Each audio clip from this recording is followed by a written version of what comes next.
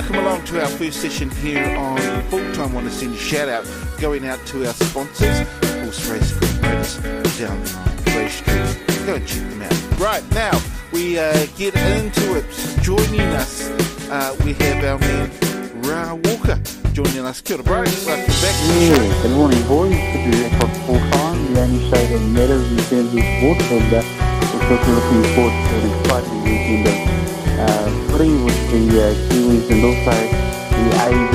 So, look, I tell you, it's going to be a feast of rugby and league on the show this morning. I agree with you there too. And also joining us from across the ditch, we've got our man JasonTawhiwhirangi. Kia ora, JT. Yeah, morning Keith and morning Ra. Good to have you back, brother. I think you've standed a bit high with the teams talking about sport. I think there's a lot of other BS we'll talk about before, but good to be here, boys. Plenty of that BS is going to be coming out your way if you're listening, and that is for sure. Anyway, there's a lot to talk about. Interesting. Well, I just want to start off with, because I think it was really cool to see that Thames Valley, who beat Wanganui last weekend, they go down to the final in South Canterbury. I know that, when I was talking to Reno on Wednesday, he was pretty excited. You know, I think that's really good stuff from the Thames Valley boys, the Swamp Foxes. What do you reckon, Ra? Yeah, and sadly, our man from Pride can't be with us this morning. Maybe he's on the road with them, Kiwi. He's taking the luck with them all the way down there south. And look, a good story for the Swamp Foxes. I mean, they've had a couple of seasons where it's sort of been, on and off. And as Poverty Bay and even the coast know that, if you just hang in there, you string a few wins throughout your season, you can make the playoffs and the finals. And the best of luck goes out to Thames Valley. One bunny's on them, and I hope they can go all the way. It'll be great, because I don't think they've won it in like yonks. I don't think they've even been in the playoffs for quite some time, to be honest. They usually are lingering like how, I guess, East Coast do, usually around the bottom. I'm saying usually. But always. JT's putting on his blue hat. He's a loyal coaster, even though he's across the ditch there. But look, it's going to be a great game, and let's hope the weather's nice down there. Not too sure what the conditions will be like, but hey, just wondering if Frank Bunce is still playing for the Frank Bunce's son is still playing for the Swamp Foxes. No. I think he finished up last year. Yeah. They've been going. They even had a really good season last year. They just were, just tipped up. So best of luck goes out to Thames Valley. That game kicks off at 1:00 in South Canterbury, Timaru. The other game, Hurawhenua Kapiti go up against Wairarapa Bush. That game kicks off at 2:35 in Levin. What do you reckon about that game there, Ra?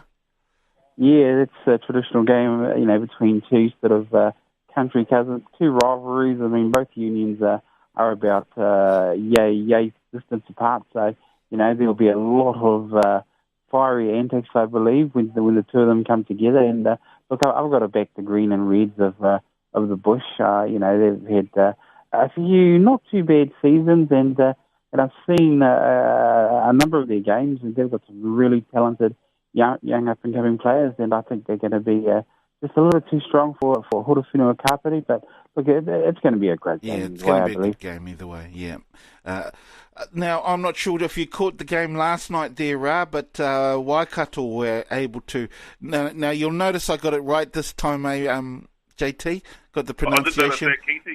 The bit that I put into you last week is taken into effect and had the desired outcome. Well done, brother. Indeed. So Waikato toasted up Otago last night. Did you catch any of that game there, Ra?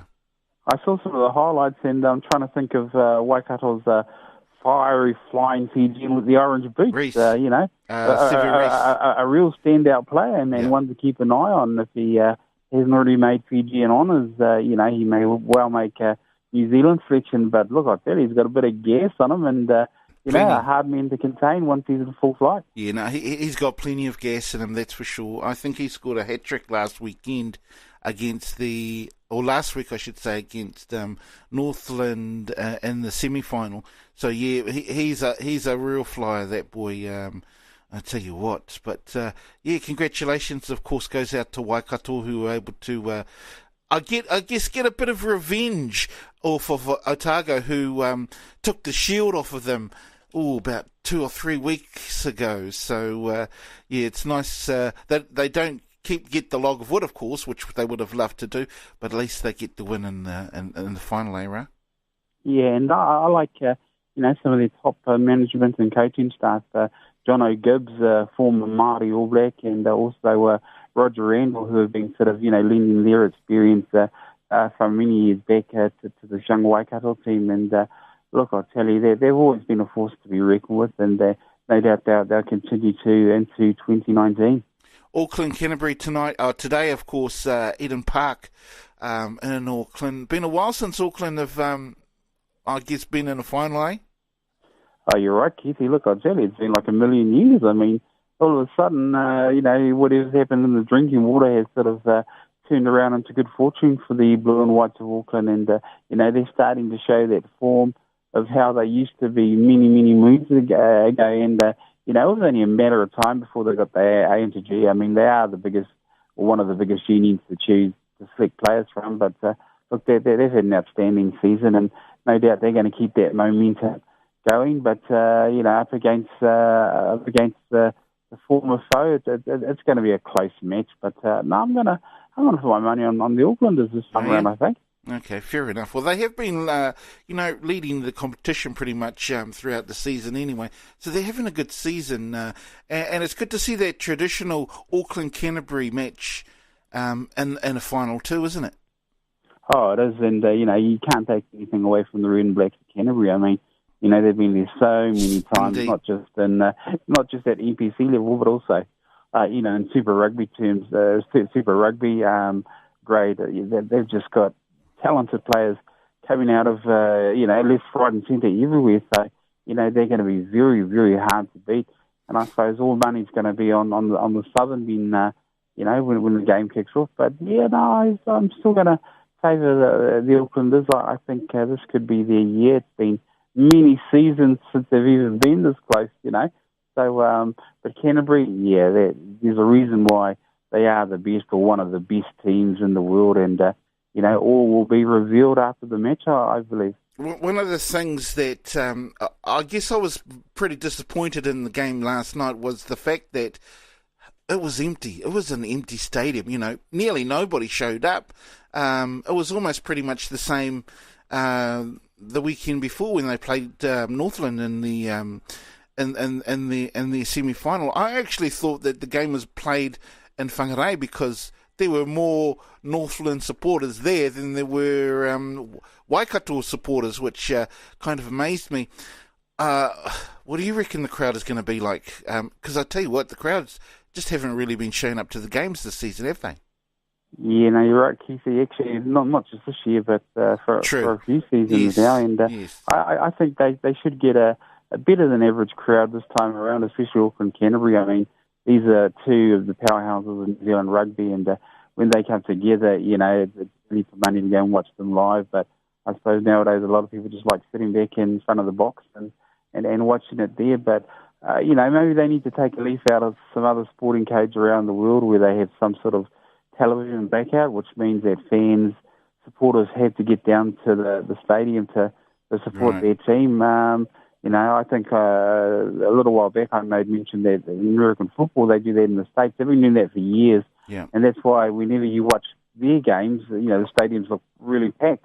Whether it'll work here or not in New Zealand, we're a different sort of a fan base, and we tend to sort of go the opposite way. Where if they did have some sort of television blackout, which forced you to go out to the games, I think that'll be even worse. Nobody will go. Yeah. They'll find some other way to sort of watch the match. But I just think in terms of television sort of appeal and presentation, they really need to look into that. Maybe cut the prices of tickets, or maybe give them away free. I don't know, but they need something because it does look a little bit dire when especially at this level, especially at this stage, when the stadia are pretty much empty and, you're in the semi or final stages. Not a good look for our case. Not at all. Now, JT, I know you've been watching the NRL, and it's a little bit different, but they've been usually having pretty good crowds in the NRL games, haven't they? Oh, to a degree, it could be a bit better. When you compare it to the AFL down in Melbourne or in other parts of Australia, and it's a joke. Yeah. We get a 30,000 crowd to a game of rugby league, or rugby for that matter, and we go on about it. If AFL gets a crowd of 30,000, that's a fail. Right. True. So, True. Mate, there's lots of reasons. There's one of the time slots that the NRL uses, which is 6 o'clock on a Friday night. People can't get home from work. Yes. Especially if it's in Sydney, the traffic's atrocious and all the rest of it. I think Ra touched on it earlier too with the rugby crowds. It's a lot more comfortable from the armchair at home with a couple of beers. It's warm, and people's mindsets may have changed from the old days.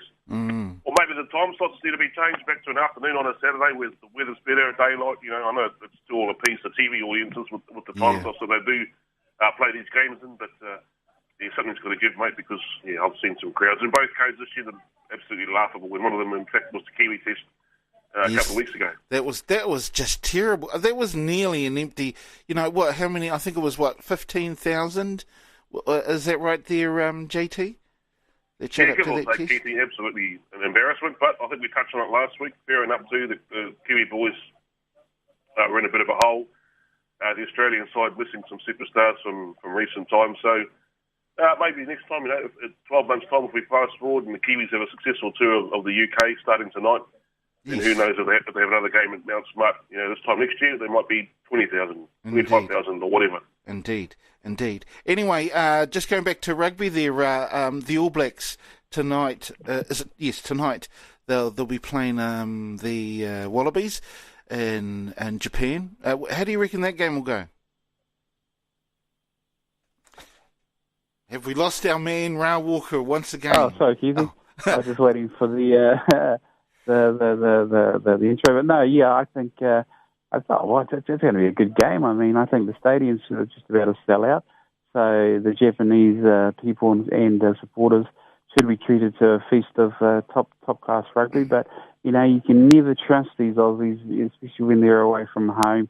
I mean, let's hope the Men in Black aren't too complacent. They're taking quite a sizable team overseas in the India tour. So they're going to come out with all guns blazing. But as I say, you can never trust those Aussies. They're one of those sides that can sort of pull it out of their head and really turn you around if you're not on your game. And no doubt, I think they've got nothing to lose. Whereas the ABs, I think, have everything to lose. But in saying that, if the boys, the Men in Black, get their A into G, and they come out all full cylinders firing, man, I reckon, could well be a bit of a whitewash for the Wallabies, for the Wobblies. But we'll soon see tonight. It is neutral ground, and I think I saw an interview with old Shag, their coach Hansen, and he said, games like this, especially in Japan, it's a good example or a good lead into next year's World Cup, which has been held in Japan as well, just to get a taste of the environment, of the fan base, and just to get a sort of a vibe before they sort of head towards the World Cup next year. So they'll be taking that into consideration. But no, I think the Kiwis, the ABs, they're going to be looking for another win. So he's hoping that everything goes to game plan. Now, they've gone for pretty much a first string, well, not just pretty much. They've got their number one team on the field, which is interesting because, personally, he's got a squad of 51. Chuck some of the newbies on. What do you reckon, Ra? Yeah, and you're right. I think, if anything, he should be experimenting with a lot of those young players that he has taken through. I mean, at this stage and before next year's World Cup, I don't mind if we drop a couple of games because it's all a lead and build up to next year's event, which, I don't want us to drop any games at all. But he should be sort of experimenting with these sides that they face towards the end of the year tour. I had a few concerns with my man McKenzie starting in at fullback. He's played in that position before, but I think the Wobblies are going to target him. If he has a good game, he'll have a great game. But if he has a